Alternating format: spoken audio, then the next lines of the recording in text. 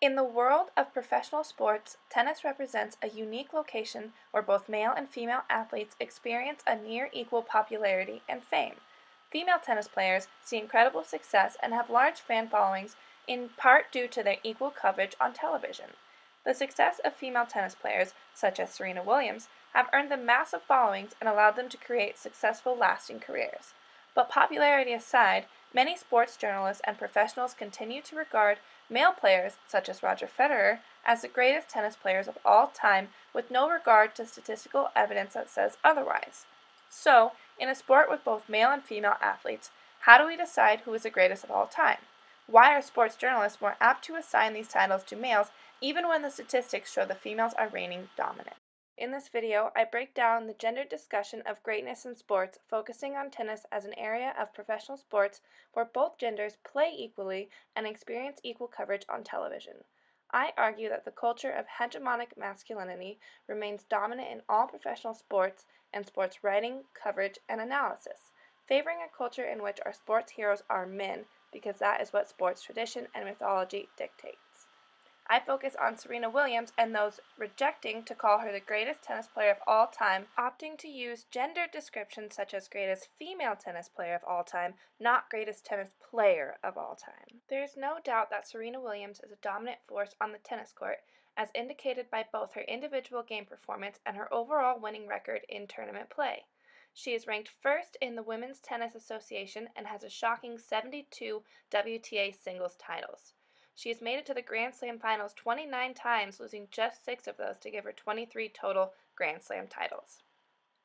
That is compared to Roger Federer, the man who most argue is the greatest tennis player of all time, who is currently ranked 10th and has won just 18 of the 28 Grand Slam final matches in which he has played. So, why are Williams' statistics not enough for sports journalists and critics to give her the title of the greatest tennis player of all time? Could it be because she is a woman and American sports heroes are traditionally men? In a recent online poll featuring just over 3,000 responses, nearly 80% of those surveyed voted for Federer as the greatest tennis player of all time, after the article detailed and compared the careers of Williams and Federer. The just over 3,000 voters clearly did not weigh in the statistics presented by the article, as Williams not only has more Grand Slam titles, but a higher winning percentage. This could be because the statistics and the discussion of each athlete were presented in a gendered way.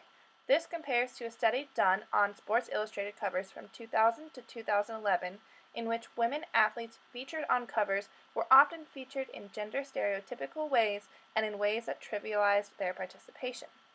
Similarly, Williams' statistics were presented compared only to other women, and the word greatest was left out of her discussion entirely. On the flip side, Federer was presented as the greatest of the greats before discussion of his statistics even began. The authors mentioned the great work that Federer has done off the court, but made no mention of any charities or charitable work that Williams has done. This is an example of sports journalists propagating existing gender roles and hegemonic masculinity within professional sports because the authors described both athletes within their gendered roles. Williams as the above-average female tennis player compared to other females, and Federer as an overall sports hero who is amazing both on and off the court. And while the gender discrimination and hegemonic masculinity are apparent in this discussion of greatness, one would be misinformed not to examine the role of race and racism in the discussion of Williams as an African American dominating a historically white sport. Parallels can be drawn to the analysis of the media coverage of the race between Mark McGwire and Sammy Sosa in the late 1990s. The ways in which journalists describe McGwire and Sosa differed based upon their race, speaking to a specific sports mythology within each. McGwire as a rugged individual, and Sosa as the embodiment of the American dream. In this sense, Williams is a modern-day Sosa, disenfranchised not only by her gender, but also by her race as an African-American woman who has dominated a historically white sport. Federer, then, is McGwire, who was ultimately viewed as the winner of the race, the greatest of all time.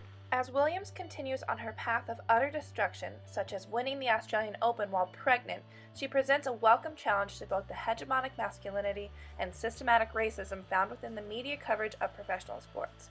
While gendered representations of her greatness are beginning to lessen in numbers, the idea of male sports heroes is an essential part of professional sports in America, showing clear through the poll of public opinion cited earlier. Williams, however, is creating a new narrative of female sports heroes and is actively changing the landscape of professional tennis. The media will soon have no choice but to follow suit.